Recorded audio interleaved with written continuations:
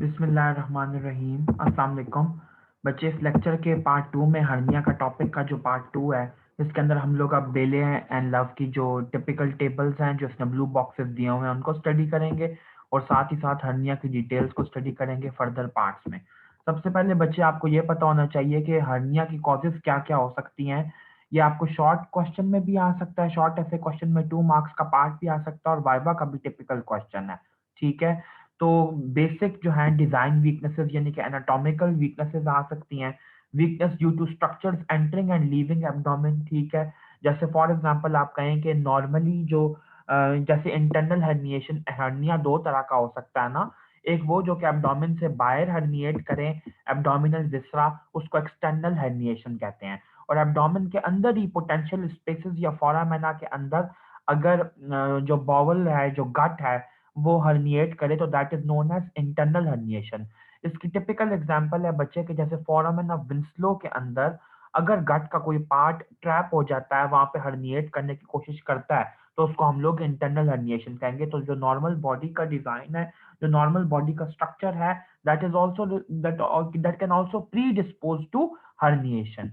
इसके अलावा developmental failures हैं जिसके अंदर एम्ब्रियोनिक, एम्ब्रियोलॉजिकल कॉन्जेनिटल डिजीजेस आ जाती हैं। जेनेटिक वीकनेस आ सकती है कोलेजन की। शार्प एंड ब्लंट ट्रॉमा आ सकता है। ठीक है। Weakness due to aging and pregnancy, ये बहुत इंपॉर्टेंट है, खास तौर पे हमारी जो पॉपुलेशन है उसके अंदर, ओल्ड एज के अंदर, एल्डरली पीपल के अंदर बहुत कॉमन है ये। Primary neurological and muscle diseases और एक्सेसिव इंट्रा एब्डोमिनल प्रेशर। लेकिन जो एक्सेसिव इंट्रा एब्डोमिनल प्रेशर है, इसके ऊपर इन क्वेश्चन मार्क पुट किया हुआ है कि it is still under investigation, under research, it is not a proven cause of herniation. ये आपने याद रखना है। ठीक है। लेकिन जो भी कंडीशन हैं जो कि इंट्रा एब्डोमिनल प्रेशर को रेज करती हैं, वो इंसान को हर्निया के लिए प्री डिस्पोज जरूर करती हैं, चाहे वो उसकी एग्जैक्ट कॉज हो या ना हो, ये आपने याद रखना है। इसीलिए हम हर्निया का जब टेस्ट करवाते हैं तो हम लोग कफ इम्पल्स करवाते हैं। क्यों? क्योंकि कफ के अंदर इंट्रा एब्डोमिनल प्रेशर रेज कर जाता है। अच्छा, ये टेबल देखने के बाद 2-3 इंपॉर्टेंट एमसीक्यूज मैं आपसे यहाँ पे डिस्कस करता चलूं जो कि बेले की लाइन है और आपको प्रॉफ के अंदर, आपको अपने एग्जाम के अंदर एमसीक्यू की फॉर्म में आ सकती हैं। ये 3 इंपॉर्टेंट वैल्यूज। सबसे पहले ये पता होना चाहिए कि जो सर्जिकल स्कार होता है, यानी कि अगर हमने किसी बंदे को इंसिजन दिया, उसके बाद मतलब उसको ऑपरेट किया, उसको ट्रीट किया, उसके बाद जब उसका सर्जिकल स्कार डेवलप हुआ, तो उसकी अब स्ट्रेंथ कितनी होगी। तो आपने याद रखना है कि जो सर्जिकल स्कार होता है, तो उसकी ओरिजिनल मसल की निस्बत, ओरिजिनल जो एनाटमी थी बॉडी की, ओरिजिनल बॉडी वॉल की जो एनाटमी थी, उसकी निस्बत अब सिर्फ 70% जो होगी वो वूंड स्ट्रेंथ होगी। ठीक है। और जितने भी पेशेंट्स ऑपरेट करते हैं जिनकी ये मतलब सर्जिकल स्कार डेवलप होता है, तो या जिनके ऑपरेशन होते हैं, तो उनमें से कम 10% लोग ऐसे होते हैं जो कि इंसिजनल हर्निया के रिस्क पे होते हैं, जिनको इंसिजनल हर्निया हो सकता है। फॉर एग्जांपल, जो लेप्रोटमी के पेशेंट्स होते हैं, मिड लाइन लेप्रोटमी के, उनके अंदर इंसिजनल हर्निया कैरेक्टरिस्टिकली डेवलप कर सकता है फ्यूचर लाइफ के अंदर। इसके अलावा आप ये मतलब ओपन सर्जरीज की मैंने बात की है। अगर हम लोग बात करें लेप्रोस्कोपिक सर्जरीज की, तो जो लेप्रोस्कोपिक पोर्ट साइट इंसिजन होते हैं, इनके अंदर हर्निएशन का रिस्क जो है वो इंसिजनल हर्निया का, वो सिर्फ और सिर्फ 1% है, बल्कि इवन कहा जाता है कि लेस देन 1% है। तो याद रखिएगा कि लेप्रोस्कोपिक सर्जरी जो होती है, that is also known as minimally invasive surgery.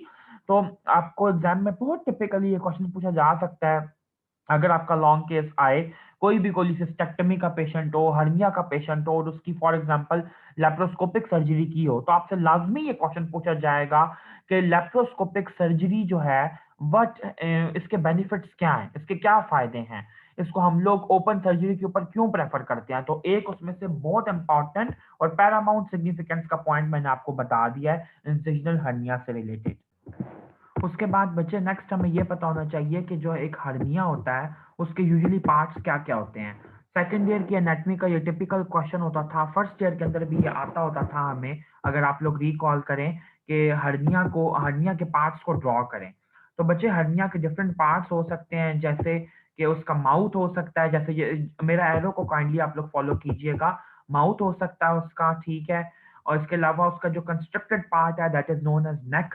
इसके अलावा उसकी मेन बॉडी हो सकती है, और जो उसका बिल्कुल प्रोट्रूडेड पार्ट है, that is known as fundus. ये 4 मेन पार्ट्स हो सकते हैं, ठीक है, हर्नियल सैक के इटसेल्फ। अब ये देखें कि हर्निया की कवरिंग्स क्या-क्या हो सकती हैं। पेरिटोनियम जो कि गट को लाइन कर रही है, बेसिकली हर्निया क्या है? गट का वो पार्ट जो कि अपनी नॉर्मल जगह से डिस्प्लेस होके एब्नॉर्मल जगह पे जाने की कोशिश कर रहा है। तो इसको ओवरलाइंग पेरिटोनियम होगी इसके ऊपर, ठीक है? और जो बॉडी वॉल होगी जिस जिस भी जगह से वो प्रोट्रूड कर रहा है तो उसकी अपनी कवरिंग्स होंगी, जिनको हम लोग यूजुअली हर्नियल कवरिंग्स कह देते हैं, ठीक है? ये देखें बच्चे आप लोगों के लिए एक और ये इंपॉर्टेंट फिगर, इसके अंदर इसने डिफरेंट पार्ट्स को लेबल किया है, वही वाले बिल्कुल, और यहाँ पे ना डिस्क्रिप्शन में इसने ये वाले पार्ट्स लिख भी दिए हैं। ओके बच्चे, अब आप ये देखें, मैंने आप लोगों को क्लिनिकल फीचर्स में भी कुछ इंपॉर्टेंट टर्मिनोलॉजी से इंट्रोड्यूस करवाया था। यहाँ पे देखें कि हर्निया कॉम्प्लेक्सिटी के हिसाब से कौन कौन सा हो सकता है। Occult hernia, reducible, irreducible, strangulated and infarcted hernia. Occult वो जो कि क्लिनिकली डिटेक्टेबल नहीं है लेकिन सिवियर पेन की कॉज बन सकता है, बेसिकली यानी कि किसी कंप्लेंट की वजह बन सकता है जो पेशेंट कंप्लेन कर रहा है। रिड्यूसिबल हर्निया जो कि अपीयर हो सकता है और फिर डिसअपीयर भी हो जाता है। इरिड्यूसिबल वो है जो कि बेसिकली रिप्लेसेबल नहीं है, ठीक है? कहाँ पे रिप्लेसेबल नहीं है? यानी कि एब्डोमेन से बाहर निकल के आया और एब्डोमेन में वापस वो अपनी जगह पे अब नहीं जा सकता, वो इरिड्यूसिबल हो गया है। तो ये इररिप्लेसेबल हर्निया है बेसिकली, और इसके अंदर कॉम्प्लिकेशंस के चांस बहुत ज़्यादा होते हैं।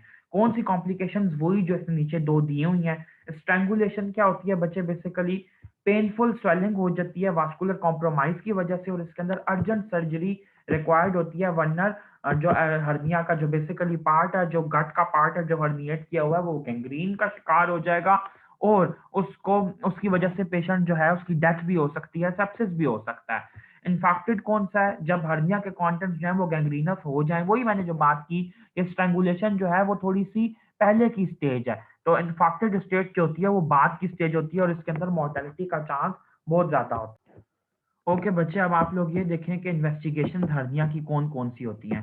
सबसे पहले आप लोगों को ये क्लियर होना चाहिए कि हर्निया का जो एग्ज़ामिनेशन होता है, क्लिनिकल एग्ज़ामिनेशन, वो सबसे इम्पोर्टेंट चीज़ है हर्निया को आइडेंटिफ़ाई करने के लिए। लेकिन कुछ केसेज़ ऐसे भी होते हैं जिसके अंदर, और आपको पता है कि हम लोग पेशेंट की सर्जरी के लिए जब प्रोग्रेस करते हैं, तो हम सिर्फ़ क्लिनिकल एग्ज़ामिनेशंस पे रिलाय नहीं करते, बल्कि उनको इन्वेस्टिगेशंस के थ्रू प्रूफ होने देते हैं और फिर हम लोग सर्जरी की तरफ मूव ऑन करते हैं। विदाउट एनी प्रॉपर इन्वेस्टिगेशन हम पेशेंट को ओपन नहीं कर सकते, पेशेंट को ऑपरेट नहीं कर सकते, ठीक है? तो देखें, अब इन्वेस्टिगेशंस के अंदर आपको इम्पोर्टेंट बातें जो मैं पूरे बेले की जो समरी है वो बता रहा हूँ। सबसे पहले आपको ये पता होना चाहिए कि जो एक्स-रे है, प्लेन एब्डोमिनल एक्स-रे, उसकी बहुत थोड़ी सिग्निफिकेंस है अनटिल एंड अनलेस, खास तौर पे उन केसेस में जिसके अंदर थॉरैक्स की इन्वॉल्वमेंट हो, जैसे हाइएटल हर्निया हो जो कि एसोफेजियल हाइएटस से हो सकता है, या फिर जैसे न्यूबॉर्न्स के अंदर डायफ्रामेटिक हर्निया होता है। तो चेस्ट एक्स-रे की या प्लेन एब्डोमिनल एक्स-रे की सिर्फ उसमें इम्पोर्टेंस होती है। अल्ट्रासाउंड की अगर बात की जाए बच्चे, तो ये ज़्यादातर आप ये देखें कि है तो लो कॉस्ट वाला, बहुत अच्छी इन्वेस्टिगेशन है, लेकिन ये जो है ख़ास तौर पे उन केसेज़ में अच्छा है जब इरिड्यूसिबल हर्निया को आपने कन्फर्म करना हो, क्योंकि आप उसको कन्फ्यूज़ कर सकते हैं किसी भी किस्म के मास के साथ या फ्लूइड कलेक्शन के साथ, ठीक है? इसके अलावा ये पता होना चाहिए कि हर्निया के वो पेशेंट्स जो कि ऑलरेडी ऑपरेटेड होते हैं, तो उनके अंदर पोस्ट ऑपरेटिवली उनकी मॉनिटरिंग के लिए हीमाटोमा और सीरोमा फॉर्मेशन देखने के लिए अल्ट्रासाउंड को यूज़ किया जाता है। सीटी की अगर बात की जाए तो बच्चे सीटी स्कैन यूजुअली कॉम्प्लेक्स इन्सिजनल हर्नियाज़ के केस के अंदर यूज़ होता है, वरना इसको हम लोग कॉमनली यूज़ नहीं करते। और सीटी की एक और इम्पोर्टेंट बात बता दूँ, इन्सिजनल हर्निया के केस में इसकी ये इम्पोर्टेंट सिग्निफिकेंस है कि हमने ये देखना होता है कि इन्सिजनल हर्निया जो है उसका बेसिकली वो डिफेक्ट का साइज़ क्या है जहाँ से वो हर्निया हुआ है और कितने डिफेक्ट्स मौजूद हैं, इसके लिए सीटी इम्पोर्टेंट है, ठीक है? इसके अलावा बच्चे जो कंट्रास्ट रेडियोलॉजी है, वो स्पेसिफिकली यूज़ की जाती है जैसे बेरियम कंट्रास्ट है जैसे, तो ये सीटी की एब्सेंस में यूजुअली यूज़ किया जाता है, ठीक है? और इसके अलावा आपको ये पता होना चाहिए कि जो हर्नियाग्राम होता है, ये एक ऐसी इन्वेस्टिगेशन है जो कि ऑकल्ट केसेज़ ऑफ हर्निया को आइडेंटिफ़ाई करने के लिए यूज़ होती है, और इसके अंदर यूजुअली बच्चे जो इंजेक्टेड मटीरियल होता है, वो हम डायरेक्टली पेरिटोनियम में डाल देते हैं। एग्ज़ामिनर्स बड़े कॉमनली आपसे ये सवाल पूछते हैं जैसे कि फिस्टुलोग्राम क्या होता है? या फिर आपसे ये पूछा जाता है कि हर्नियाग्राम क्या होता है? तो आपको इन डेफिनिशंस का पता हो। हर्नियाग्राम के अंदर जो इंजेक्टेड मटेरियल होता है वो डायरेक्टली पेरिटोनियल कैविटी के अंदर या पेरिटोनियम के अंदर बेसिकली डाल दिया जाता है, ठीक है। इसके अलावा जो एमआरआई है ये बहुत इंपॉर्टेंट है स्पोर्ट्समैन ग्रॉइंस को डिटेक्ट करने के लिए। मैं अभी आपको आगे पढ़ाऊंगा भी ऑर्थोपेडिक में भी कि स्पोर्ट्समैन ग्रॉइन क्या होती है और ये बेसिकली इसका क्या रिलेशन है। इसको डिफरेंशिएट करने के लिए लेप्रोस्कोपी का एक बहुत इंपॉर्टेंट आपको बेनिफिट पता होना चाहिए। लेप्रोस्कोपी थेराप्यूटिक भी हो सकती है, लेप्रोस्कोपी जो है वो डायग्नोस्टिक भी हो सकती है। तो जब हम लोग लेप्रोस्कोपी परफॉर्म करते हैं ये बहुत इंपॉर्टेंट होती है, खास तौर पे इंसिजनल हर्निया के केसेस के अंदर, क्योंकि अगर कोई पेशेंट जो है वो इंसिजनल हर्निया का केस है, यानी कि उसको उसको पहले आपने ऑपरेट किया, वो हर्निया के साथ प्रेजेंट कर रहा है एंड यू आर सस्पेक्टिंग कि ये इंसिजनल हर्निया है, तो हम लेप्रोस्कोपी इसलिए परफॉर्म करते हैं क्योंकि 20% केसेस के अंदर हमें जिस जगह पे हर्निया मिल रहा है उससे ऑपोजिट जगह पे कॉन्ट्रालैटरल साइड पे भी हर्निया मिलने का चांस होता है 20% केसेस में, ठीक है। तो ये लेप्रोस्कोपी का फायदा है कि बेसिकली हम इन्वेस्टिगेट कर सकते हैं कॉन्ट्रालैटरल केसेस ऑफ हर्निया को। बच्चे हर्निया की मैनेजमेंट के लिए कुछ बहुत इंपॉर्टेंट प्रिंसिपल्स हैं जो कि मैं आप लोगों को बेले एंड लव से डिटो करवाना चाहता हूँ, और यही बेसिकली इसकी समरी है। इसके लिए आपको बेले के बाकी पैराग्राफ्स को पढ़ने की जरूरत नहीं है। सबसे पहले मैनेजमेंट में आपको यह पता होना चाहिए कि सारे के सारे हर्नियाज के लिए सर्जिकल रिपेयर जरूरी नहीं होता, ठीक है। दूसरी बात, ये जरूरी नहीं होता कि जो लार्ज हर्नियाज हैं वो ही हमेशा हार्मफुल हो। ऐसे भी हो सकता है कि जो स्मॉल हर्नियाज हैं वो ज्यादा हार्मफुल प्रूव हो, ठीक है। पेन, टेंडरनेस, स्किन कलर जो है वो इम्प्लाई करती हैं कि पेशेंट जो है वो हाई रिस्क केस हो सकता है स्ट्रैंगुलेशन के लिए। यानी कि अगर एक बंदा प्रेजेंट कर रहा है फॉर एग्जांपल फेमरल हर्निया के साथ, और उसको जो है वो पहले उसको कोई पेन वगैरह नहीं था, सिर्फ मैथ था, अब वो 3-4 दिन के बाद दोबारा आया है, या वो अगर हॉस्पिटल में ही एडमिटेड है और वो कहता है मुझे दर्द होना शुरू हो गया, और अगर आप उसको वक्त पे ऑपरेट नहीं करते तो वो स्ट्रैंगुलेशन के साथ साथ इंफेक्शन के अंदर प्रोग्रेस कर सकता है और उसकी मॉर्टेलिटी का रेट बढ़ सकता है। ये 3 इंपॉर्टेंट पैरामीटर्स हैं। आपको जब भी अपने क्लिनिकल सिनेरियो में पेन, टेंडरनेस या स्किन की कॉम्प्लिकेशन, स्किन कलर चेंज की दी हो इंडिकेशन, तो आपने ये याद रखना है, आपने मेंशन करना है कि it's going to be strangulated और it is already strangulated hernia, ठीक है। इसके अलावा आप ये देखें, बहुत इंपॉर्टेंट इसने ये प्रिंसिपल मेंशन किया और मैं बहुत खुश हूं कि इसने क्लियर कट ये लिख दिया है, फेमरल हर्निया के केसेस को हम हमेशा सर्जिकली रिपेयर करते हैं, ठीक है। और मैंने आप लोगों को जो डिफरेंसेस बताए थे उसमें भी बताया था कि फेमरल हर्निया के अंदर स्ट्रैंगुलेशन के चांसेस काफी ज्यादा होते हैं, ठीक है। तो इसलिए आप लोगों ने इसको हमेशा सर्जिकली रिपेयर करना है, जबकि डायरेक्ट और इनडायरेक्ट इन्वाइरल हर्निया के अंदर ऑपरेटिव जो इनिशिएटिव होता है वो इतना ज्यादा नहीं है जितना फेमरल हर्निया के केस में है। अब आप लोग देखें कि ऑपरेटिव अप्रोचेस क्या है हर्निया के लिए। 4 इंपॉर्टेंट प्रिंसिपल्स हैं, या आप लोगों को डिट्टो एग्जाम के अंदर आ सकते हैं कि what are the 4 operative approaches to hernia. तो मैं एक एक लाइन इसकी रीड कर रहा हूं ताकि आप लोगों को समझ आ जाए। Number 1, reduction of the hernia content into abdominal cavity with removal of any non-viable tissue and bowel repair if necessary। जो भी हर्निया का कंटेंट है सबसे पहले उसको रिड्यूस करें, वापस उसको रिप्लेस करें एब्डोमिनल कैविटी के अंदर, जो नॉन वायबल टिश्यू है उसको रिमूव कर दें, क्योंकि अगर आप लोग नॉन वायबल या गैंग्रीनस या डेड टिश्यू को भी एब्डोमिन में प्लेस करेंगे तो सेप्सिस का चांस बढ़ सकता है, ठीक है। और बाउल रिपेयर करें as per necessity. Number 2, excision and closure of a peritoneal sac is present or replacing it deep to muscles। यानी कि अगर कोई पेरिटोनियल सैक देखे, जैसे मैंने आपको इसलिए कंटेंट्स दिखाए थे हर्निया के, क्योंकि हर्निया जब होता है एब्डोमिनल जो इंटेस्टिनल लूप्स हैं वो बाहर निकल के आती हैं अपनी जगह से, तो वो साथ ही साथ पेरिटोनियम को और मसल्स को, एब्डोमिनल वॉल को ड्रैग करती हैं। तो आपने उस सैक का भी क्लोजर करना है। अगर आप क्लोजर नहीं करेंगे तो रिकरेंस का चांस हो जाएगा हर्निया का।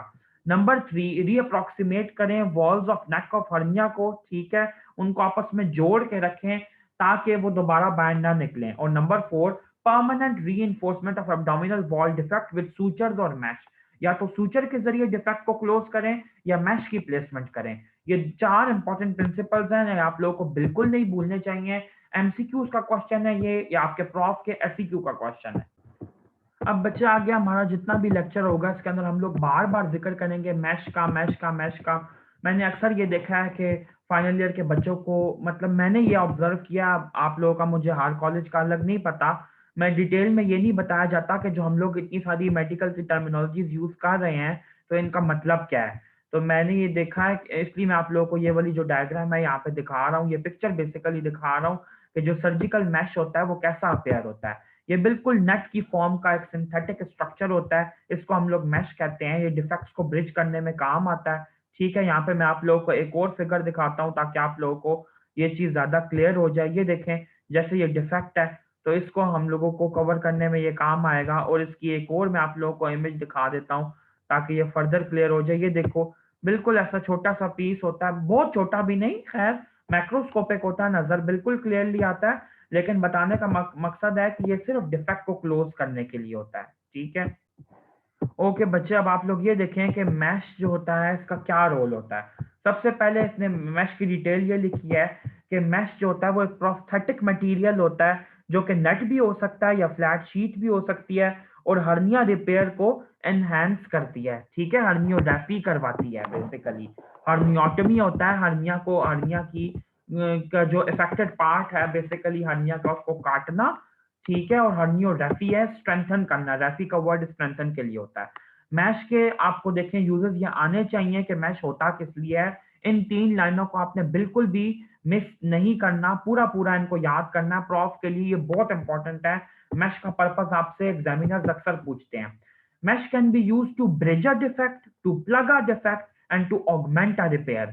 ये तीनों इसके यूजेस आने चाहिए। ब्रिज अ डिफेक्ट से मुराद ये है कि किसी जगह पे, फॉर एग्जांपल ये देखें, मैं आप लोगों को ड्रॉ करके बता देता हूँ कि फॉर एग्जांपल अगर ये एक एब्डोमिनल वॉल है और इसके अंदर यहाँ पे ये डिफेक्ट है, तो जो मैश होगा उसको मैं ऐसे प्लेस कर दूंगा इसके बीनीथ, ऐसे ऐसे। ठीक है, ताकि ये जो इस डिफेक्ट है इसको ये बेसिकली ब्रिज कर दे। ठीक है, नंबर 2 पे इसने यूज लिखा था टू प्लग अ डिफेक्ट। अब प्लग को मैं कैसे शो कर सकता हूँ कि प्लग कैसे होगा। फॉर एग्जाम्पल अगर मैं इस मैश को इस सिर्फ सर्कुलर पार्ट में जो इसका डिफेक्ट था वहां पे मैं इसको ऐसे रख दूं, तो इसको हम लोग कहेंगे कि हमने मैश की प्लगिंग कर दी है। और नंबर 3 पे टू ऑगमेंट अ रिपेयर, यानी कि पहले आप लोगों ने सूचर के साथ जोड़ा उस डिफेक्ट को और उसके बाद आपने री के लिए मैश प्लेस कर दिया। इसकी एग्जांपल भी मैं आप लोगों को बोर्ड के ऊपर ऐसे देता हूँ। फॉर एग्जांपल ये जो मैंने पहले यहाँ पे एक सर्कल ड्रॉ किया था ऐसे डिफेक्ट शो करने के लिए, इसको हम लोग सूचर काट देते हैं, इसके दोनों एंड्स को सूचर काट के अब मैं नीचे इसके मैश प्लेस कर दूंगा, तो ये होता है टू ऑगमेंट अ रिपेयर। ठीक है, ये इसके 3 इंपॉर्टेंट यूजेस हैं।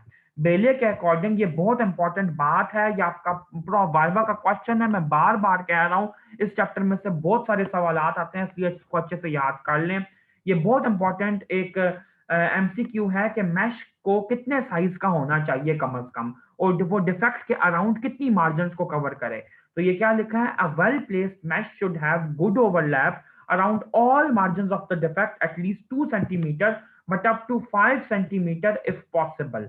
ये भी मैं आप लोगों को एक दफा ड्रॉ करके बता देता हूँ। फॉर एग्जाम्पल ये देखिएगा कि अगर ये एक डिफेक्ट है, ठीक है, यही डिफेक्ट मैं यहाँ पे बना रहा हूँ, 2 केसेस में शो करना चाह रहा हूँ, तो कम से कम जो मैश है वो इससे 2 सेंटीमीटर अवे तक इसकी मार्जिन के अराउंड प्लेस हुआ हो। ठीक है, लेकिन ये कहा गया है कि अगर 5 सेंटीमीटर तक है फिर तो बहुत अच्छी बात है। ठीक है, तो 2 to 5 सेंटीमीटर इसकी रेंज है, 5 centimetre is always preferred.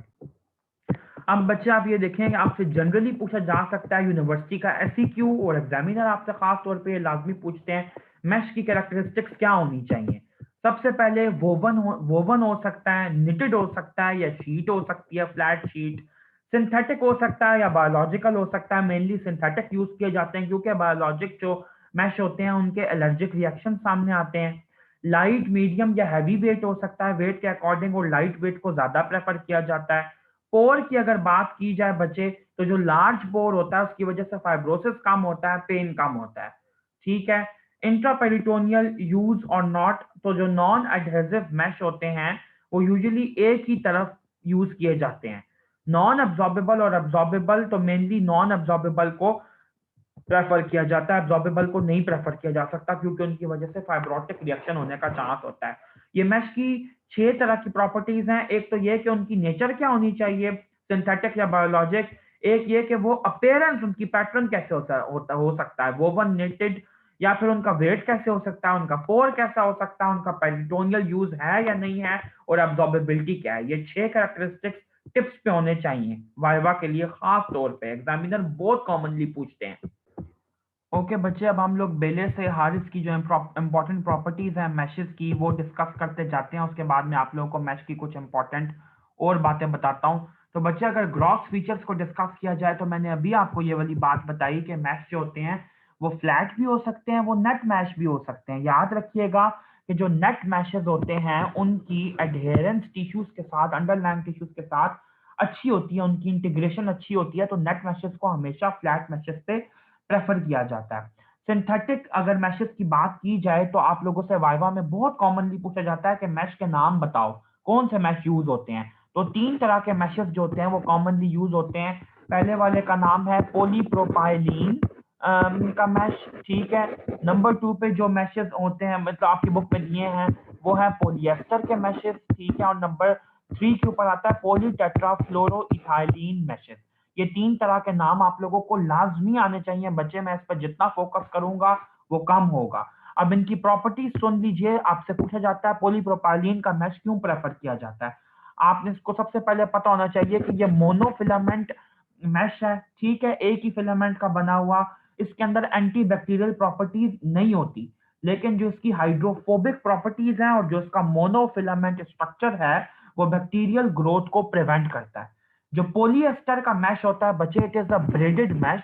Braided mesh बिल्कुल वैसा जैसे चुटिया बनी होती है, 2-3 फिलामेंट्स का बना हुआ, और ये हाइड्रोफिलिक इसकी प्रॉपर्टीज हैं जो कि वास्कुलर ग्रोथ और सेलुलर इन्फिल्ट्रेशन अलाउ करती हैं, और एंटीबैक्टीरियल ये भी है, ठीक है।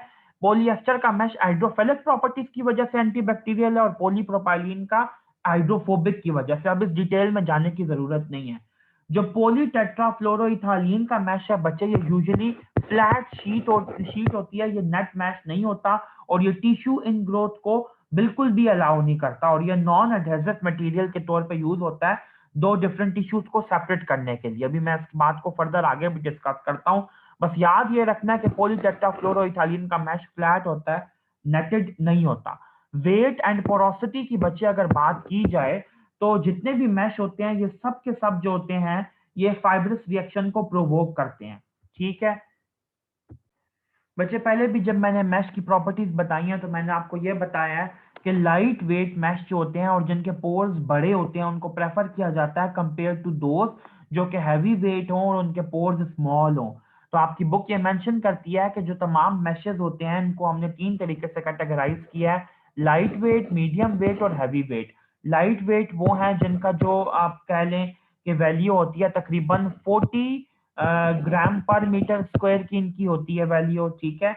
और इसके अलावा बच्चे जो मीडियम वाले हैं वो 40 टू 80 ग्राम मीटर पर स्क्वायर के बीच में आते हैं, और जो हैवी वाले हैं वो 80 ग्राम पर मीटर स्क्वायर से ज्यादा हो तो उनको हम लोग हैवी मैश कह देते हैं। इसके अलावा मैंने ये बताया कि तमाम मैश जो होते हैं वो फाइब्रस रिएक्शन को प्रोवोक करते हैं। तो वक्त के साथ साथ मैश की श्रिंकेज हो जाती है, उनका साइज कम पड़ जाता है, श्रिंकेज हो जाती है, जिसकी वजह से टिश्यू की टेंशन बढ़ सकती है और पेन हो सकता है। तो आपको ये पता होना चाहिए कि meshes have the ability to shrink by 50%। ये बहुत इंपॉर्टेंट है, इनकी वैल्यू है, एमसीक्यू में भी आपको आ सकती है। एक और बहुत इंपॉर्टेंट पॉइंट यहाँ पे डिस्कस करना है कि देखें, अब आप लोगों ने जब भी मैश प्लेस करना है तो उसकी ये प्रॉपर्टी होनी चाहिए कि जब वो बाउल वॉल को फेस कर रहा हो तो उस जगह पे वो एडहेरेंस ना शो करे, ठीक है, वहां पे वो चिपके नहीं। यानी कि उसकी एक सरफेस जो होती है वो स्टिकी होनी चाहिए, और जो उसकी दूसरी सरफेस है वो नॉन स्टिकी होनी चाहिए, वो स्लिपरी होनी चाहिए बेसिकली, ठीक है। तो जो बाउल वाला तरफ है, फॉर एग्जांपल यहाँ पे मैं आपको ड्रॉ करके बताता हूँ। अगर ये बाउल पड़ा है और मैं यहाँ पे मैश प्लेस करता हूँ तो इसकी ये वाली सरफेस स्लिपरी होनी चाहिए और ये वाली सरफेस इसकी स्टिकी होनी चाहिए। तो याद रखिएगा एक बहुत इंपॉर्टेंट बात जो मैंने पहले भी आप लोगों को बताई है कि जो इसकी स्लिपरी सरफेस है उसके लिए हम लोग एडिशंस को प्रिवेंट करने के लिए पॉलीटेट्राफ्लोरोइथाइलीन जो होता है उसका मटेरियल एडेड होता है कुछ मैश के अंदर, पॉलीसेलुलोज का या कोलेजन का मटेरियल, ठीक है। ये आप लोगों ने याद रखना, ये बहुत इंपॉर्टेंट बात है कि मैश की जो होते हैं वो दो इंपॉर्टेंट साइड्स होते हैं। जो स्लिपरी साइड होता है वो बाउल के साथ रिएक्शन को प्रिवेंट करता है। अब मैश की पोजिशनिंग कैसे होती है ये भी मैं आप लोगों को बताता हूँ एक डायग्राम के थ्रू। ओके बच्चे, अब बेले के अंदर ये फिगर दी है, इसके जरिए आप लोग देख लें कि मैश की प्लेसमेंट कैसे होती है। पहली जो इसने प्लेसमेंट यहाँ पे लेबल की है आउटर से इनर साइड की तरफ अगर मैं आऊं तो दैट इज ऑन ले, ऑन ले प्लेसमेंट ऑफ मैश। ठीक है, ऑन ले से मुराद ये होता है कि बिल्कुल ये जो मसल है एब्डोमिनल वॉल का मसल, इसके बाहर सबक्यूटेनियस स्पेस के अंदर अगर मैश रखा जाए तो उसको कहते हैं ऑन ले प्लेसमेंट ऑफ मैश। ठीक है, नंबर 2 के ऊपर आती है inlay placement of mesh. For example imagine कीजिए कि जहां पर लिनिया एल्बा लेबल्ड है, ये दरमियान वाली जो जगह है ये एक डिफेक्ट है। अगर इस डिफेक्ट के अंदर मैं प्लग कर देता हूं मैश को तो इसको हम लोग कहेंगे इन ले प्लेसमेंट ऑफ मैश। ठीक है, उसके बाद आती है सब ले प्लेसमेंट। जो सब ले प्लेसमेंट होती है बच्चे, that is usually between facial layers और मसल के बीनीथ होती है। ठीक है, इसको हम लोग कहते हैं सब ले प्लेसमेंट। और चौथी जो प्लेसमेंट होती है that is known as intraperitoneal placement, जो कि इसने यहाँ पे शो नहीं की हुई, लेकिन ये इनर मोस्ट लेयर पेरिटोनियम की है, तो अगर इसके नीचे मैं रखूंगा तो that would be intra peritoneal. तो तीन अब आप लोगों को मैश की पोजीशंस की प्लेसमेंट का पता होना चाहिए, ऑनले, इनले, सबले। ठीक है, और साथ ही साथ इंट्रा पेरिटोनियल। ओके बच्चे, अब ये देखिए आप लोग के मैश की जो मैश बेसिकली जो डिफरेंट प्रोस्थेटिक मटेरियल, जो सिंथेटिक मटेरियल्स यूज होते हैं हर्निया की सर्जरी के अंदर, उसकी हमने एक ग्रुपिंग की हुई है, उसकी एक क्लासिफिकेशन बनाई है।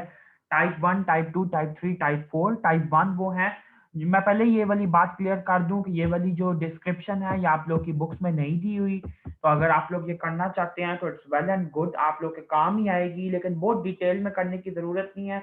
मैं आप लोगों को बता देता हूँ इसके अंदर आप लोग क्या करें। बस ये एक एक एग्जांपल आपने याद रखनी है और छोटी छोटी डेफिनेशन। टाइप 1 जो है वो मैक्रोपोरस प्रोस्थेसिस है। ठीक है, यानी जिसके अंदर पोर साइज जो है वो 75 माइक्रोन से ज्यादा है, जिसके अंदर प्रोलीन आ सकता है। टाइप 2, ये प्रोलीन सूचर की बात नहीं हो रही, याद रखना। टाइप 2 है टोटली माइक्रोपोरस प्रोस्थेसिस, जिसके अंदर पोर साइज 10 माइक्रोन से कम है, जिसके अंदर डुअल मैश आ सकता है। टाइप 3 जो है वो मैक्रोपोरस प्रोस्थेसिस है। ठीक है, विद माइक्रोपोरस कंपोनेंट्स, उसके अंदर छोटे छोटे बाकी कंपोनेंट्स भी हैं, जिसमें टेफ्लॉन आ सकता है। और टाइप 4 में बायो मटेरियल है, जिसके अंदर सब माइक्रोनिक पोर साइज है, यानी कि 10 से भी बहुत ज्यादा कम है, जिसके अंदर आ सकता है सेल गार्ड या सेलास्टिक। ये अगर आप लोग करना चाहते हैं तो कर लीजिए, मैं तो एडवाइस करूंगा, इसीलिए मैंने इसको शामिल किया अपनी डिस्क्रिप्शन में। हम लोग बचे जितने भी हर्नियाज, जो तीन हमारे इंपॉर्टेंट हर्नियाज थे, femoral, direct and indirect inguinal hernias की डिटेल हम लोग पहले में पढ़ चुके हैं। मैं साथ साथ भी आप लोगों को इंपॉर्टेंट बातें बताऊंगा, लेकिन अब हम लोग डायरेक्ट सर्जिकल ट्रीटमेंट्स के ऊपर आएंगे। ठीक है, तो सबसे पहले अगर इंग्वानल हर्निया की क्लासिफिकेशन की बात की जाए तो यूरोपियन हर्निया सोसाइटी ने सजेस्ट किया एक सिंपल वे हर्निया को मतलब क्लासिफाई करने का। फॉर एग्जाम्पल अगर मैं कहता हूँ कि एक हर्निया PL2 है, तो इससे क्या मुराद होगी? PL2 से मुराद होगा कि इट इज प्राइमरी या रिकरेंट, तो it is the primary hernia. P for primary, R for recurrent, यानी कि पहला केस है। L से मुराद होगा लैटरल। ठीक है, M से मुराद होगा मीडियल और F से मुराद होगा फेमरल। अब इसका मतलब क्या है बच्चे? लैटरल इंग्वाइनल हर्निया हम यूजुअली इनडायरेक्ट इंग्वाइनल हर्निया को कहते हैं, क्योंकि वो इंफीरियर एपिगैस्ट्रिक आर्टरी की स्टेम से लैटरली अपीयर मतलब उसका ओरिजिन होता है। जो मीडियल इंग्वाइनल हर्निया होता है दैट इज यूजुअली हम उसको कहते हैं डायरेक्ट इंग्वाइनल हर्निया को, क्योंकि वो इंफीरियर एपिगैस्ट्रिक आर्टरी से मीडियल उसका ओरिजिन होता है। और फेमरल हर्निया हो गया। और बच्चे याद रखिएगा कि हम लोग हर्निया का जो डिफेक्ट साइज होता है यूजुअली, या जो उसका अपीयरेंस होती है, वो फिंगर की ब्रेड्थ के हिसाब से बताते हैं, फिंगर थिकनेस के हिसाब से। ठीक है, फिंगर की ब्रेड्थ के हिसाब से। तो आप ये देखें कि one finger breadth is assume to be 1.5 centimetre. अगर 3 फिंगर्स होंगी तो मैं कहूंगा 4.5 सेंटीमीटर। ठीक है, लेकिन हम लोग जब इसकी कोडिंग करते हैं PL2 लिख रहे हैं, तो PL2 से मुराद है प्राइमरी इनडायरेक्ट इंग्वाइनल हर्निया, जो कि 2 फिंगर ब्रेड्थ का जिसका डिफेक्ट है। तो 2 फिंगर ब्रेड्थ को सेंटीमीटर में अगर मैं कहूंगा तो इट वुड बी 3 सेंटीमीटर, लेकिन हम लोगों ने यूरोपियन हर्निया सोसाइटी के अकॉर्डिंग जो नेमिंग की है वो फिंगर ब्रेड्थ के हिसाब से की है, सेंटीमीटर के हिसाब से नहीं की। ओके बच्चे, अब हम लोग का जो सबसे पहला hernia that is actually inguinal hernia, इसके रिलेटेड हम लोग कुछ इंपॉर्टेंट वैल्यूज के एमसीक्यूज कर लेते हैं, जो कि आप लोग को काम आएंगे हर्निया की जो सर्जरीज हैं खास तौर पे उससे रिलेटेड। सबसे पहले आपको ये पता होना चाहिए, अगर हम किसी कोई बंदा फॉर एग्जांपल राइट साइड के इंग्वाइनल हर्निया के साथ प्रेजेंट कर रहा है, मैं इस डिटेल में अभी नहीं जा रहा कि वो डायरेक्ट है या इनडायरेक्ट है, तो आप राइट साइड को ऑपरेट करने से पहले लेफ्ट साइड का अच्छा खासा एग्जामिनेशन करते हैं और ये देखते हैं कि क्या वो बंदा प्री डिस्पोज्ड है लेफ्ट साइड के हर्निया के लिए या नहीं। क्लिनिकल एग्जामिनेशन पे आपको ये थोड़ा बहुत अपेरेंट हो सकता है। नंबर 2, जब आप इंट्रा ऑपरेटिवली या आप कह लें कि पर ऑपरेटिवली आप पेशेंट को जब डील कर रहे हैं राइट साइड के हर्निया को के लिए, तो आप लोग लेप्रोस्कोपिकली ये देख सकते हैं कि लेफ्ट साइड पे भी क्या कोई डिफेक्ट तो नहीं मौजूद जिसके साथ पेशेंट आइंदा कमिंग लाइफ में, फ्यूचर लाइफ में प्रेजेंट कर सकता है हर्निया के साथ, कॉन्ट्रालैटरल हर्निया के साथ। ये दो इंपॉर्टेंट बातें आपने लाजमी कंसिडर करनी है, ठीक है। अब आप ये देखें कि इंपॉर्टेंट वैल्यू वाली बातें क्या यहाँ पे लिखी हुई हैं। सबसे पहली बात इसने लिखी है कि 10% पेशेंट्स ऐसे होते हैं जो कि बायलैटरल इंग्वाइनल हर्निया के साथ प्रेजेंट करते हैं। नंबर 2, इसने ये लिखा है कि 20% पेशेंट्स ऐसे होते हैं जिनके अंदर ऑकल्ट छुपा हुआ कॉन्ट्रालैटरल हर्निया होता है दूसरी साइड का, ठीक है। और इसके अलावा एक और इसने इंपॉर्टेंट बात ये लिखी है कि अगर फॉर एग्जांपल किसी बंदे को राइट साइड का हर्निया है तो उसके अंदर 33% रिस्क ये होगा कि वो नेक्स्ट टाइम जो है लेफ्ट साइड के हर्निया के साथ प्रेजेंट करेगा। या इसको अगर मैं वाइस वर्सा कहूं तो अगर एक बंदे को लेफ्ट साइड का हर्निया है तो उसके अंदर 33% की रिस्क ये होगा कि अगली दफा वो राइट साइड के हर्निया के साथ प्रेजेंट करेगा। ये 3 इंपॉर्टेंट वैल्यूज थी, इसलिए इनको याद कर लीजिए। ओके बच्चे, अब हम लोग देखते हैं कि इंग्वाइनल हर्निया के लिए डिफरेंट ऑपरेशंस कौन कौन से हैं। सबसे पहले बच्चे, इस जो ये बेहतरीन सा एक ब्लू बॉक्स दिया है, आप लोगों के एग्जाम में अगर कभी क्वेश्चन आता है हर्निया का तो आप लोगों ने बिल्कुल इसी तरह इंग्वाइनल हर्निया के ऑपरेशंस के नाम सारे के सारे लिखने हैं और जो इनकी मैं डिस्क्रिप्शन थोड़ी थोड़ी आपको बता रहा हूँ, जो स्टैंडर्ड प्रोसीजर्स बता रहा हूँ, उनको आपने साथ साथ मेंशन करते जाना है। सबसे पहले बच्चे इसने दिया हुआ है हर्नियोटमी, ठीक है। मैं पहले इस बात को एक दफा क्लियर कर दूं, मैंने पहले भी बताया है कि जो हर्निया होता है उसकी दो तरीके की बेसिकली जो सर्जरीज होती हैं वो की जाती हैं। एक होती है हर्नियोटमी यानी कि हर्निया को काटना जो उसका नॉन वायबल हाफ तौर पे पार्ट है, और दूसरा होता है बच्चे हर्नियोरेफी, ठीक है। हर्नियोरेफी का मतलब होता है डिफेक्ट को मतलब रिपेयर को स्ट्रेंथन करना, ये इसकी इंपॉर्टेंट बात है। अब जो हर्नियोटमी है उसके अंदर तो हम लोग बच्चे जो हर्निया का पार्ट है उसको रिमूव कर रहे हैं, जो अफेक्टेड पार्ट है। बाकी जितने भी प्रोसीजर जिसने दिए हैं रिपेयर वाले वो ऑगमेंटेशन के प्रोसीजर्स हैं। अब ऑगमेंटेशन जो है, स्ट्रेंथनिंग जो है, हर्नियोरेफी जो है वो दो तरीके से की जा सकती है। या तो बच्चे वो सूचर के थ्रू की जा सकती है या मैश की प्लेसमेंट के साथ की जा सकती है। तो ये नीचे इसने जितने भी प्रोसीजर्स दिए हैं ये सब हर्नियोरेफी के बेसिकली प्रोसीजर्स हैं। ओपन सूचर रिपेयर जिसके अंदर आ सकता है Bassini's hernia repair, Shouldice's hernia repair, Desarda's hernia repair. Open flat mesh placement में आ सकता है लिचटेनस्टीन प्लेसमेंट, ठीक है। ओपन कॉम्प्लेक्स मैश रिपेयर में आ सकता है प्लक्स और hernia systems. Open pre peritoneal repair में आ सकता है स्टॉपर्स प्रोसीजर, और लेप्रोस्कोपिक रिपेयर में आ सकता है टैप और टैप। अब यहाँ पे जो हम लोग डिस्कस करेंगे ये ऊपर वाले जो है बेसिनी वाले और लिचटेनस्टीन वाला, और बच्चे साथ ही साथ हम लोग टैप और टैप देखेंगे जो इंपॉर्टेंट तरीन प्रोसीजर है। जी बच्चे, ये सामने आपके बेसिनीज रिपेयर दिखाया गया है। बेसिनी रिपेयर का प्रिंसिपल बेसिकली ये है कि ये पोस्टीरियर वॉल ऑफ इन्ग्वाइनल कैनाल को स्ट्रेंथन करने के लिए यूज होता है। कॉमनली यूज होता है इनडायरेक्ट इन्ग्वाइनल हर्निया और स्मॉल डायरेक्ट हर्नियास के रिपेयर के लिए। इसके अंदर बच्चे आप ये देखें रेड कलर में जो इसने शो किया है ऊपर की तरफ कॉन्जॉइंट टेंडन है। ये कॉन्जॉइंट टेंडन को जो कि बेसिकली ट्रांसवर्सस एब्डोमिनस और इंटरनल ऑब्लिक मसल से मिलके बना होता है, इसको हम लोग नीचे इंफीरियरली सूचर काट देते हैं एंग्वाइनल लिगामेंट के साथ जहां पे मेरा एरो मूव कर रहा है, ठीक है। तो इसके जरिए बच्चे जो एंग्वाइनल कैनाल की पोस्टीरियर वॉल होती है ये स्ट्रेंथेंड हो जाती है, that is known as Bassini's repair. और यहाँ से जो डिफेक्ट होगा वो क्लोज हो जाएगा। मल्टीपल सूचर्स हम जहाँ पे अप्लाई कर देते हैं तो हर्निया की रिकरेंस का चांस कम हो जाता है। दूसरी जो बच्चे टेक्निक है that is known as Shouldice repair, ठीक है, और ये भी ओपन सूचर रिपेयर के अंदर आता है। बड़े मजे की ये टेक्निक है लेकिन जरा टेक्निकल टेक्निक है।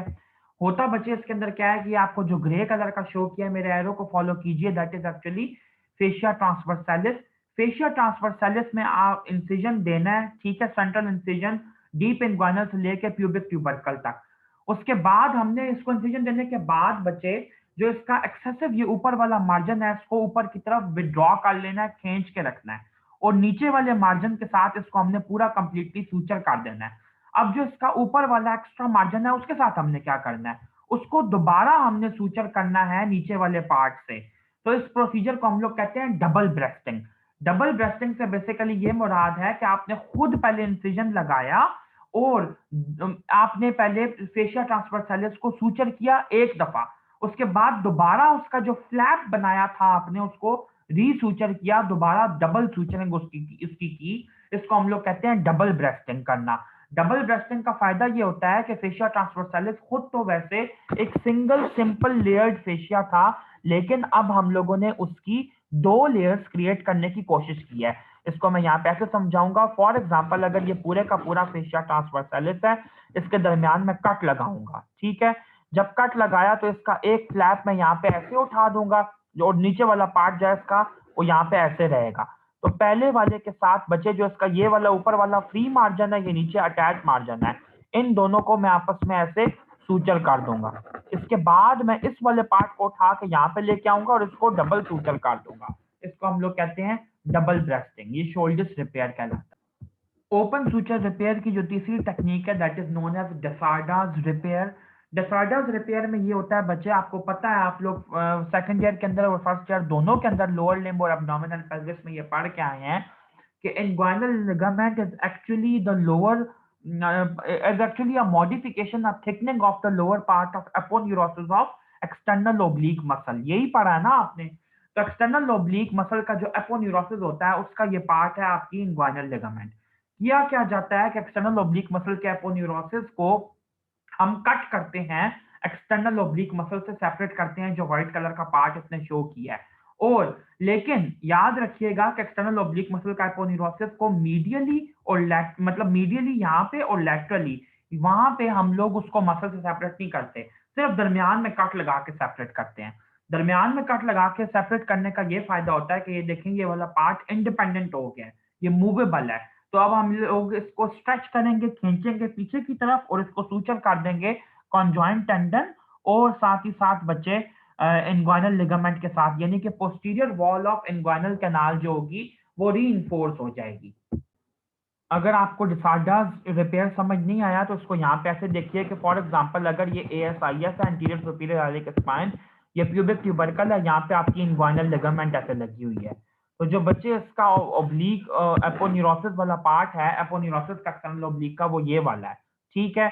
तो जो इसकी लैटरल अटैचमेंट और जो मीडियल अटैचमेंट है मैं इसको नहीं छेड़ूंगा, लेकिन दरमियान वाले पोर्शन को मैं इंसाइज करूंगा, यहाँ से एक फ्लैप उठाऊंगा एक्सटर्नल ओब्लिक एपोन्यूरोसिस का और इसको पीछे की तरफ सूचर कर दूंगा, ठीक है, कॉन्जॉइंट टेंडन से। इसको हम लोग कहते हैं कि this is actually Desarda's repair. Okay, next heading पे बच्चे हम लोग आते हैं, जो इसके अंदर आता है open flat mesh repair. Open flat mesh repair की मैंने आप लोगों को पहले ही बताया कि फ्लैट मैश को हम लोग में यूजुअली हम लोग पॉलीटेट्राफ्लोरोइथाइलीन का स्टफ जो होता है उसको टेक्सचर को यूज करते हैं, ठीक है, फ्लैट मैश बनाने के लिए। और मैंने ये भी कहा था कि जो नेट के मैश होते हैं उनको ज्यादा प्रेफर किया जाता है फ्लैट मैश पे। लेकिन आपने ये याद रखना है कि लिचटेनस्टीन जो रिपेयर है हर्निया का, वो most commonly most widely used method है हर्निया की रिपेयर सर्जरी का, हर्नियोरैपी का, ठीक है। हालांकि पहले मतलब जो आपकी बुक के अंदर लिखा है वो यही लिखा है कि इसके अंदर फ्लैट मैश यूज किया जाता है, लेकिन विद इवॉल्विंग टाइम अब इसके अंदर जो नेट का मैश है उसको भी यूज किया जाता है, और फिर भी यही वाला मेथड है वो सबसे ज्यादा कॉमन है क्योंकि ये टेंशन फ्री रिपेयर है, ठीक है। और इसके अंदर बच्चे देखें बिल्कुल इसने ये शो किया कि ये हर्निया की सैक है, और ये जिस जगह से भी डिसरप्ट करके जो बाउल की लूप है वो निकल रही थी उसको हम लोगों ने क्लोज किया है, उसको हम लोगों ने रिप्लेस किया है, उस जगह को सूचर किया। उसके बाद ये जो इसने लाइन शो की है ये क्लियरली शो कर रही है कि हमने मैश की प्लेसमेंट की है। इंपॉर्टेंट बात जो यहाँ पे याद रखने वाली है वो ये है कि जो मैश यूजुअली हम लोग यूज करते हैं लिचटेनस्टीन रिपेयर के अंदर, वो यूजुअली 8 इंटू 15 सेंटीमीटर की डायमेंशन का होता है, ताकि पूरे के पूरे डिफेक्ट को वो अच्छे तरीके से कवर कर ले, और वो जो हेजल बैक का ट्रायंगल है उसको भी कवर कर ले, डीप इंग्वाइनल रिंग को भी लैटरली बच्चे वो कवर कर ले। ये पूरी की पूरी इसकी डायमेंशन होती है। वैसे कुछ बुक्स के अंदर 10 टू 15 सेंटीमीटर लिखा है, लेकिन बेले एंड लव के अंदर 8 टू 15 सेंटीमीटर भी इसके अंदर इसने मेंशन किया हुआ है। जो दो बहुत इंपॉर्टेंट इसके जो फायदे हैं लिechtenstein रिपेयर के, दैट इज एक्चुअली सबसे पहले ये कि जो हर्निया की रिकरेंस है उसका जो रेट है वो बहुत ज्यादा कम है, और नंबर टू पे ये कि जो पोस्ट ऑप रिकवरी है पेशेंट्स की वो बहुत ज्यादा क्विक है। हालांकि जो पेशेंट्स होते हैं वो क्रॉनिक पेन की बहुत ज्यादा कंप्लेंट करते हैं, जिनके अंदर फ्लैट मैश रखा जाता है, जिनके अंदर उसकी सर्जरी होती है, लेकिन फिर भी लिechtenstein रिपेयर को मोस्ट वाइडली यूज कहा जाता है मेथड ऑफ रिपेयर। अब बच्चे जो नेक्स्ट टेक्निक की हम लोग बात कर रहे हैं that is laparoscopic repair of hernia. ठीक है, इसके अंदर बच्चे यही डायग्राम मैंने निकाली है आप लोगों को दो प्रोसीजर समझाने के लिए, जिनका नाम है टैप और टैप। टीईपी से बनता है टोटल एक्स्ट्रा पेरिटोनियल जो रिपेयर है हर्निया का, या टोटल एक्स्ट्रा पेरिटोनियल अप्रोच है, और टैप से बनता है टी ए डबल पी से transabdominal preperitoneal approach. ठीक है, अब बच्चे जो टोटल एक्स्ट्रा पेरिटोनियल अप्रोच है उसके अंदर आपको नाम से पता चल रहा है कि ये देखें जो इनर मोस्ट लेयर है, जहाँ पे जब अगर आप लोग मेरा कर्सर फॉलो नहीं करेंगे तो आप लोग को ये अप्रोचेस समझ नहीं आएंगी। ये अंदर की तरफ जो गिवन है that is actually peritoneum. Peritoneum से बिल्कुल बाहर अगर मैश की प्लेसमेंट हो लेप्रोस्कोपिकली तो इसको हम लोग कहते हैं टोटल एक्स्ट्रा पेरिटोनियल अप्रोच। ठीक है, दूसरी जो बच्चे मैंने अप्रोच का नाम लिया that is transabdominal preperitoneal approach. इसके अंदर क्या होता है, इसके अंदर ये होता है कि पेशेंट पेरिटोनियम के सामने जो इंसिजन देता है, यानी कि पेरिटोनियम को इंसिजन देता है, पेरिटोनियम को इंसाइज करके पेरिटोनियम को रिफ्लेक्ट करता है। ठीक है, यहाँ पे मेरे एरो को फॉलो करें, मैंने रिफ्लेक्ट के लिए ऐसे शो किया है, इसको अवे मूव करवाता है। तो बेसिकली बात करने का ये मतलब है कि चाहे सर्जन टैप की अप्रोच ले ले या टैप की अप्रोच ले ले, एक्स्ट्रा पेरिटोनियल अप्रोच ले ले या transabdominal preperitoneal approach ले ले, दोनों केसेस के अंदर वो एक्स्ट्रा पेरिटोनियल स्पेस के अंदर ही मैश की प्लेसमेंट कर रहा है। फर्क सिर्फ इतना है कि transabdominal preperitoneal approach में वो पेरिटोनियम को इंसाइज करने के बाद रिफ्लेक्ट कर रहा है, तो सामने उसके वही स्पेस आ रही है। ये दो अप्रोचेस होती हैं जो कि कॉमनली यूज की जाती हैं लेप्रोस्कोपिकली के लिए, और मैं पहले ही ये बात क्लियर कर चुका हूँ कि लेप्रोस्कोपिक जो पोर्ट साइट्स होते हैं उनके अंदर इंसिजनल हर्निया का जो चांस होता है वो 1% तक या 1% से भी कम होता है, तो इसलिए लेप्रोस्कोपिक रिपेयर को सबसे ज्यादा प्रेफर किया जाता है। ये सारे बच्चे इंपॉर्टेंट जो प्रोसीजर्स थे मैंने आपको बता दिए, बाकी प्रोसीजर्स की डिटेल करने की जरूरत नहीं है, यही वाले आपको आने चाहिए, यही मोर देन एनफ है। बच्चे हर्निया की अगर सर्जरी की बात कॉम्प्लिकेशंस की बात करें तो तीन तरह की कॉम्प्लिकेशंस हैं यूजुअली, अर्ली, मीडियम और लेट। ये आप लोग खुद भी रीड कर सकते हैं। अर्ली में पेन आ सकता है, ब्लीडिंग या हेमरेज आ सकता है, यूरिनरी रिटेंशन आ सकती है, और एनेस्थीसिया रिलेटेड कॉम्प्लिकेशंस आ सकती हैं। मीडियम के अंदर बच्चे सीरोमा फॉर्मेशन, वुंड इन्फेक्शन फॉर्मेशन आ सकती है। सीरोमा इमीडिएटली नहीं बनता, थोड़ा सा टाइम लेता है। ठीक है, और लेट कॉम्प्लिकेशंस में क्रॉनिक पेन आ सकता है। मैंने आपको बताया था कि chronic pain most common long term complication होती है। ठीक है, किसी भी हर्निया की, खास तौर पे इंग्वाइनल की, और टेस्टिकुलर एट्रफी आ सकती है, ये इसकी इंपॉर्टेंट जो है कॉम्प्लिकेशन। उसके बाद बच्चे यहाँ पे ये देखें कि इसने टॉपिक दिया हुआ है दैट इज जो इसने हेडिंग दिया है स्पोर्ट्समैन हर्निया की। मैं इसकी डिटेल्स आप लोगों को बिल्कुल नहीं पढ़ा रहा, ना इससे रिलेटेड कोई ऐसी क्यों आता है, कॉमनली तो बिल्कुल नहीं आता, लेकिन वाइवा के अंदर बच्चे ये क्वेश्चन आ जाता है, तो इसलिए प्लीज इसको रीड कर लीजिए। ये जिस चीज को मैं हाईलाइट कर रहा हूँ खास तौर पे, इसने डायरेक्ट टर्म लिखी है that is known as Gilmore's groin. ये आप लोगों ने लाजमी खुद एक दफा रीड कर लेनी है। ठीक है,